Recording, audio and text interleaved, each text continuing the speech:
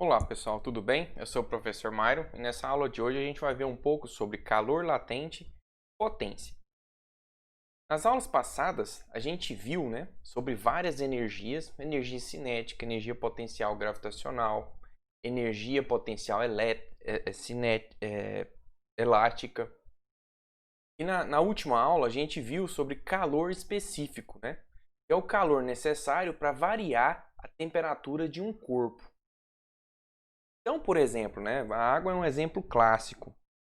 Se você tem uma certa quantidade de água, e essa água está a 50 graus Celsius, o que acontece se você retirar calor da água? Se você resfriar a água, que é o que acontece quando você coloca ela na geladeira ou no frio. A temperatura da água vai abaixar. Vai para 35, 25 graus Celsius. Aí chega em 0 graus Celsius e acontecem algumas coisas. Da mesma forma, se você tem essa água a 50 graus Celsius, injeta mais calor nela, olha só a quantidade de calor positivo, está aumentando o calor, a quantidade de calor na água, a temperatura vai para 65, para 80, para 90 graus Celsius, e daí vai para 100 graus Celsius e acontece também uma coisa. A gente sabe que nesse processo todo, essa porção de água teve a sua temperatura variada. E a gente sabe calcular, relacionar a quantidade de calor fornecida ou retirada, é proporcional à massa que você tem, nesse caso de água, ao calor específico da água e à variação de temperatura, θ. Esse Czinho é conhecido como o quê? Calor específico. Calor específico ou calor sensível, tá? Então ele relaciona a quantidade de calor fornecida ou retirada com a temperatura que aumentou ou diminuiu. Mas lembra bem desse desenho, essa porção de água pode se esfriar até um certo valor e ela pode aumentar até um certo valor. Eu estou preocupado com esses valores, 0 graus Celsius e 100 graus Celsius. Intuitivamente, a gente sabe que acontece algum processo quando a água chega a 100 graus Celsius ou quando ela chega a 0 graus Celsius. Quando a água chega a 0 graus Celsius, ela convive com gelo até que o sistema ganhe ou perca calor suficiente para que exista apenas uma fase. Nossa, que é isso? Que é isso? É que quando a água está esfriando e ela começa a se transformar em gelo, a temperatura dela também congela. A temperatura dela não sai de 0 graus Celsius. Então eu tenho água mais um pouco de gelo. Tem menos água, mais gelo, menos água, mais gelo, menos água, mais gelo, até que toda aquela porção de água se transforme em gelo. Uma vez transformada em gelo, aí a temperatura volta a variar de novo, volta a diminuir no caso, Então, o conjunto, enquanto a fase não se transforma completamente, não sai dessa temperatura. Então, se a gente voltar para cá, a gente vê que não dá para usar mais ΔQ igual a mc Δθ, porque a temperatura não está mais variando. Mas espera aí, eu não continuo tirando calor da água para ela virar gelo? Sim, só que esse calor está sendo usado para mudar a fase da água. Esse calor que eu retirei da água está justamente transformando a água em gelo. E o sistema todo permanece a 0 graus Celsius. É o que acontece também com a água quando ela chega a 100 graus Celsius. Eu injeto calor na água, quando toda a água chega a 100 graus Celsius, parou, ela vai ficar a 100 graus Celsius. Toda energia que você fornecer para ela a partir de agora é para que ela deixe de ser água e vire vapor. Tá? E aí, esse sistema todo vai continuar em 100 graus Celsius enquanto existir água e vapor, até que toda a água seja evaporada. E aí sim, se eu conseguir armazenar esse vapor e continuar injetando calor, aí eu vou ter vapor a 120 graus Celsius, vou ter vapor a 200 graus Celsius. Mas aí eu estou trabalhando com uma fase só. Enquanto existir as duas, o sistema vai estar em 100 graus Celsius. Mesma forma aqui, se eu tiro calor, tenho água a 0 graus Celsius, depois eu vou ter água e gelo a 0 graus Celsius, até que eu tenha gelo, apenas gelo a 0 graus Celsius. A partir daí, se eu continuar retirando calor, eu vou ter gelo a menos 10, gelo a -20. Tem um gelo mais gelado que o outro, certo? E aí essa fórmula que a gente conhecia, ela não é mais aplicável. A fórmula que a gente vai usar é a fórmula de calor latente. Por que calor latente? Porque a temperatura não muda. Latência significa ausência de mudança ou muito pouca mudança. Nesse caso aqui, a temperatura é latente. Chegou água e gelo, o sistema vai continuar a 0 graus Celsius. Água e vapor de água, o sistema vai continuar em 100 graus Celsius. Tá? E aí o que? A equação muda. Agora, a quantidade de calor que eu tiro ou forneço para o sistema é proporcional à massa e é proporcional a essa constante. Que a gente vai ver agora o que se trata. Então, ó, quando eu estou tratando de mudança de fase, que a temperatura daquele material está congelada, não sai, enquanto existirem duas fases ocupando o mesmo espaço, né, vai ser proporcional, esse calor vai ser proporcional à massa e ao calor latente. Isso aqui é conhecido como calor latente, tá? Ele é uma constante que depende de cada substância e depende da fase da substância, né? Então, por exemplo, eu tenho substância que pode ir de sólido para líquido, de líquido para gás, de gás para líquido e de líquido para sólido. Cada fase, cada transformação dessa tem seu nome, né? Fusão, vaporização, condensação e solidificação. Para cada uma delas, eu tenho um L. Se a gente pensar em água, por exemplo, então eu tenho um calor latente de água, tenho um calor latente de vaporização da água, tem um calor latente de solidificação da água e tem um calor latente de condensação da água. Esses dois aqui, ó, são iguais. Esses dois aqui são iguais. E esses dois aqui são iguais. Porém, quando eu estou indo do estado sólido para o líquido, eu estou fornecendo energia. Então, ele é maior que zero. Quando eu estou indo de líquido para sólido, eu estou tirando energia. Então, ele é menor que zero. Eles têm o mesmo módulo, só que um é maior positivo e o outro é negativo por causa da mudança de fase. Da mesma forma, se eu estou de líquido para gás, eu estou fornecendo energia. Então, o calor latente de vaporização é positivo e o de condensação é negativo. Tá? Vou mostrar isso com mais detalhe um pouco adiante quando a gente ver a tabela. A gente pergunta o que é esse L? A gente definiu como calor latente, mas se a gente isolar ele nessa equação, a gente vai ter que L é igual a ΔQ sobre M. Então a gente pergunta qual que é a unidade de medida do calor latente. A unidade de medida dele vai ser o quê? A unidade de medida de calor, que a gente está acostumado com cal, e a unidade de medida de massa, que a gente está acostumado em problemas térmicos, grama. Essa é a unidade de medida de calor latente, cal por grama. O que representa, então, por exemplo, ó, a água. Vamos olhar aqui a água. A água, calor latente de fusão. Fusão significa água, o gelo vira água, certo?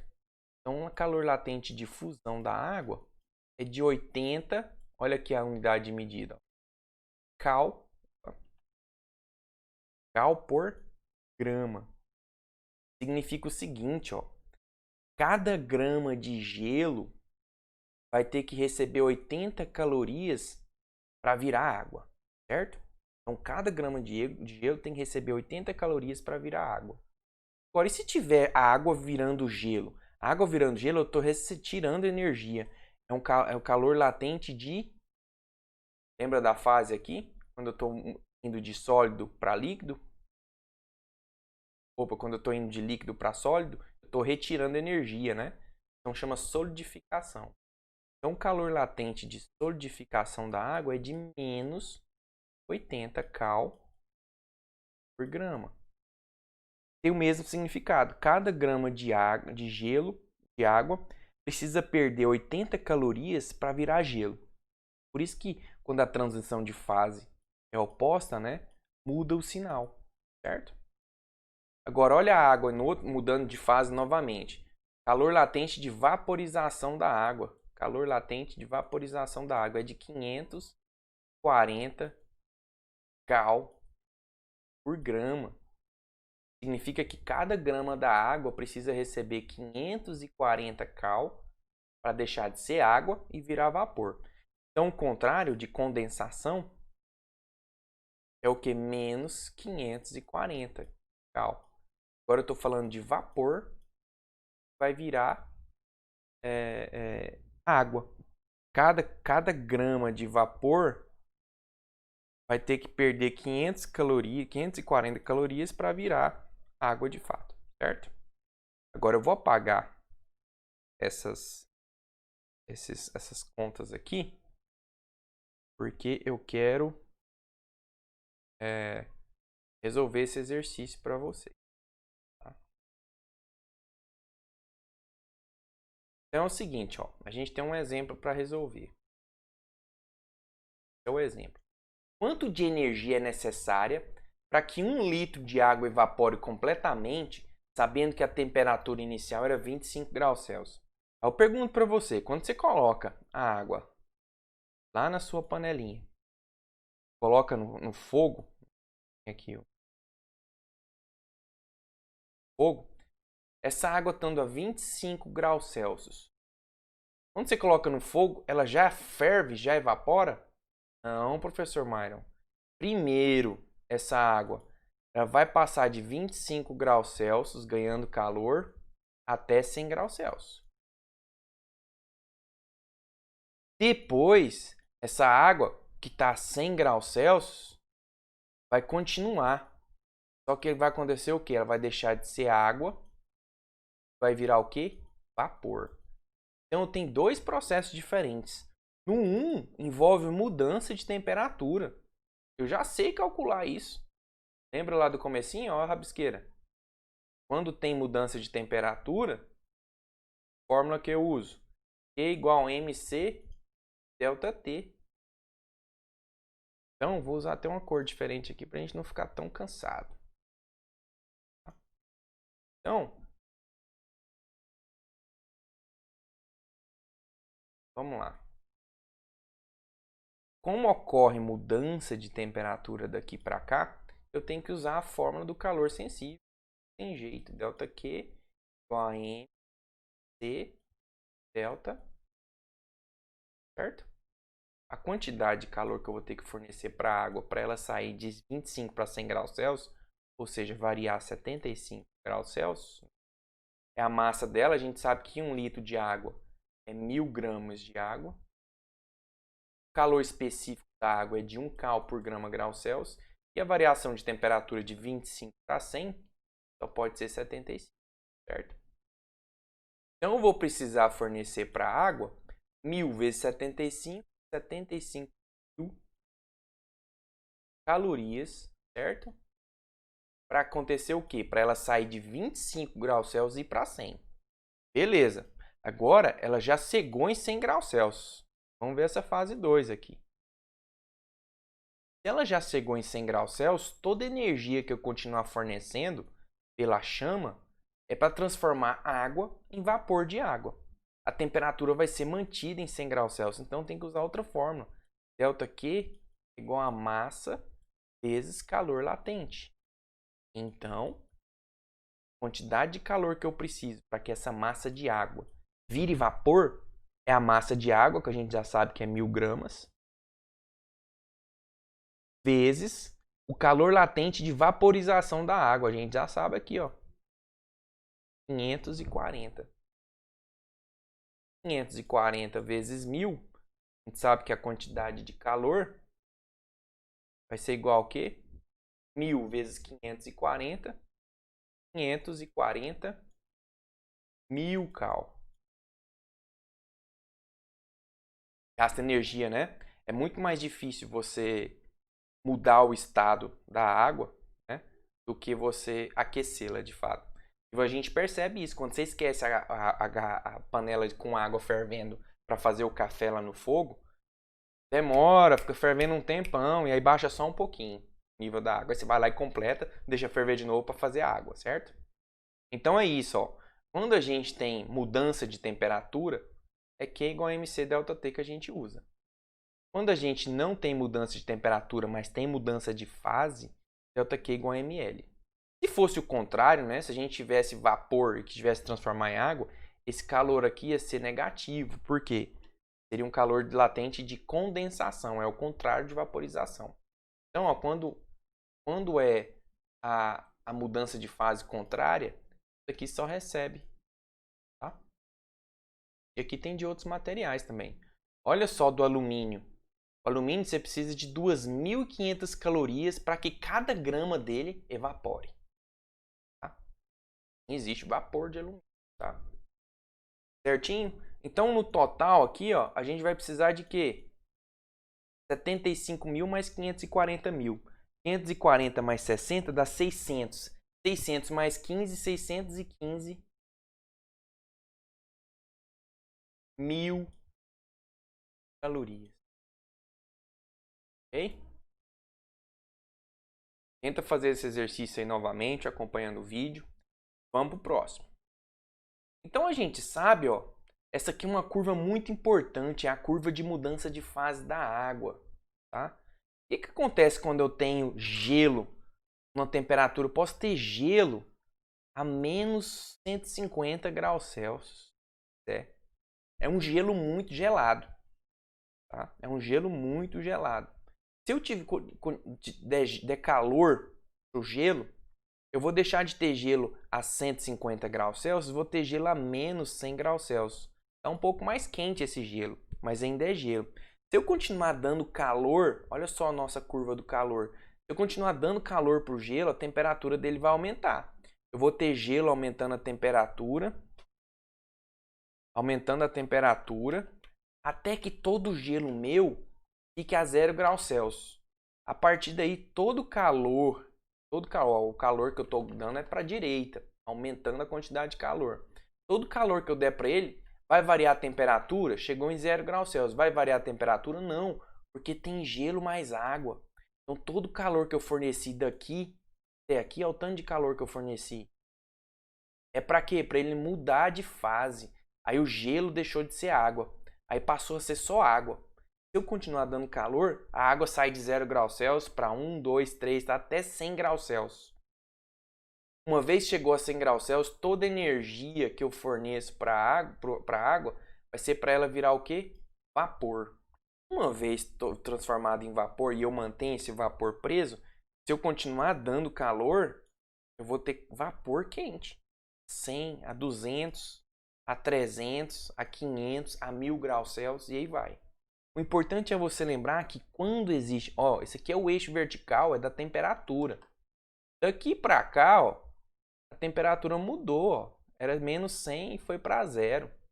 Então eu uso calor específico. Calor específico leva em consideração a mudança de temperatura. Nesse momento aqui, onde eu tenho gelo mais água, a temperatura, ó, era 0, continuou 0. Então eu uso calor latente. ΔQ igual a L. Da mesma forma, tenho água, né? Água a 0 graus Celsius até água para 100 graus Celsius, mudou a temperatura. Então eu uso calor específico. Onde eu tenho água mais vapor, calor latente. E assim vai. Cada elemento que tem na natureza, né? Os que tem, todos os elementos têm, né? Algumas moléculas que não têm essa propriedade. Por exemplo, madeira. Madeira não vai mudar o estado físico dela, né? A madeira pega fogo ou não pega. Mas você tem madeira fria, madeira quente, mas ela não muda o estado físico. Mas todos os elementos da tabela periódica mudam o estado físico. Basta você ter temperaturas variando o suficiente para que isso aconteça. Tem um exercício relacionado com isso daí que eu quero que vocês façam. Olha a minha cara de alegria. Ok? Então essa é uma curva que relaciona a temperatura em função da quantidade de calor, vai mostrando os platôs de mudança de fase de cada elemento. Agora a gente vai falar de potência. O que a gente quer dizer quando fala, por exemplo, que um equipamento é mais potente que o outro? Significa que um faz trabalho e o outro não faz trabalho? Por exemplo, imagina que você tem que ter um cortador de grama, certo? Só que um cortador de grama tem uma potência X e o outro tem uma potência 2x. O que importa é que eles cortam a grama, certo? Só que o que tem a potência 2x, ele vai fazer o mesmo trabalho que o que tem a potência x, porém ele vai fazer 2 vezes mais rápido. Então potência está relacionada ao consumo de energia, ao trabalho realizado no tempo, à absorção de energia no tempo. Então relaciona energia com tempo. Por exemplo, esse liquidificador comum, né, que a gente tem aqui em cozinha, né, Esse liquidificador que a gente tem em cozinha, sei lá, ele tem uma certa potência. Ele é igual esse liquidificador industrial? Peraí, se eu quiser bater um suco de frutas, eu consigo bater nesse liquidificador aqui, beleza. Se eu colocar essas frutas nesse liquidificador, eu também consigo. Qual que é a diferença entre eles? É que esse liquidificador aqui, que é mais potente, ele vai fazer o mesmo trabalho que esse aqui faz, só que o tempo dele, ó, muito mais rápido. Vou chamar delta T2, demora delta T1 para fazer. Delta T2 é muito menor que delta T1, e o tempo dele é mais rápido, porque ele é mais potente. Olha outra comparação, será que na corrida o professor Myron é igual ao professor Ian Boltz? Professor Ian Boltz, corredor Ian Boltz? É claro que não. Mas o Myron consegue correr 100 metros. Eu corro 100 metros. Minha língua vai ficar lá no chão. Mas o Boltz consegue correr 100 metros também. Só que quem gasta menos tempo para fazer essa mesma atividade, para realizar esse mesmo trabalho? É claro que é esse cara aqui, né? Bolt. Beleza? Então, potência está relacionada ao consumo de energia. Olha aqui, ó. A potência representa a taxa de consumo ou de produção de energia no tempo. Quanto mais rápido essa energia é produzida ou consumida, maior é a potência. Se a gente isolar, né, ver as unidades de medida, né, energia no sistema internacional é medida em quê? Em joules. Tempo no sistema internacional é medida em quê? Segundos. Então, a unidade de potência no sistema internacional é o joule por segundo. Isso tem um nome em particular, que é o watt. Tá? Então, se a gente tem um objeto que tem potência de 20 watts, significa que esse objeto consegue realizar um trabalho, consumir uma energia de 20 joules para cada segundo. Lembra do chuveiro? Vocês tomam um banho demorado? A potência do chuveiro de vocês é mais ou menos de 5.000 watts. Significa que a cada segundo que passa, né, ele consome 5.000 joules. E isso aí vira o que depois, no final do mês? Din-din que a mãe da gente briga, né? Mas essa energia aqui, ó, pode ser qualquer energia. Eu não falei que energia específica é essa daqui. Pode ser qualquer energia. Então pode ser energia cinética, que está relacionada à velocidade. Pode ser energia potencial gravitacional, que está relacionada ao campo gravitacional. Pode ser energia potencial elástica, relacionada a objetos que se deformam. Pode ser também o que a gente acabou de ver, calor. Calor também é energia, certo? Está relacionado com a temperatura, certo? Beleza? Então vamos fazer mais um exercício. Suponha que esse exercício que a gente fez anteriormente, ó, você gastou uma certa quantidade de energia para aquecer uma água, só que toda essa energia que você gastou para aquecer e no final das contas evaporar a água, tudo isso gastou 15 minutos. Todo esse processo levou 15 minutos.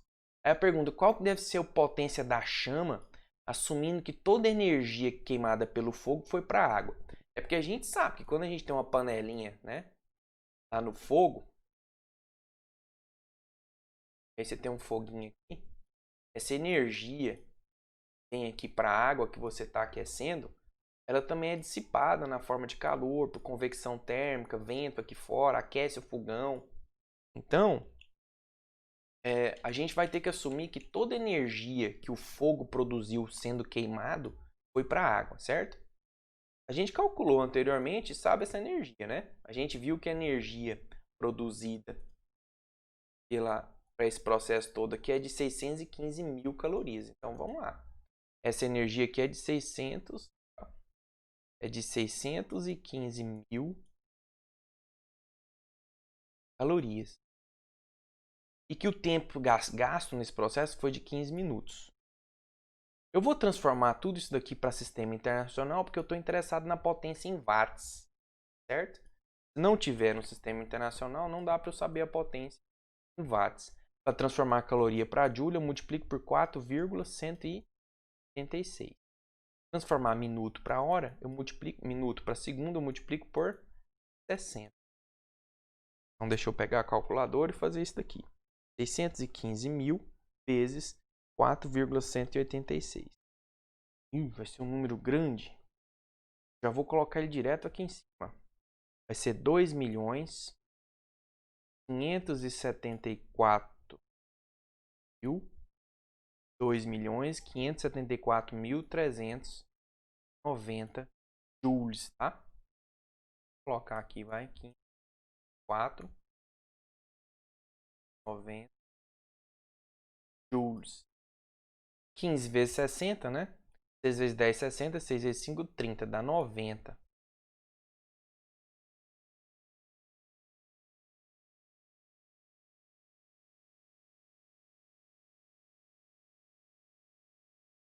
Se a gente colocar aqui, então, esse tempo, né? 900 joules, né? Vai dar exatamente 2.800.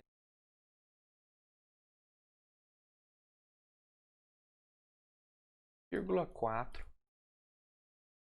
watts.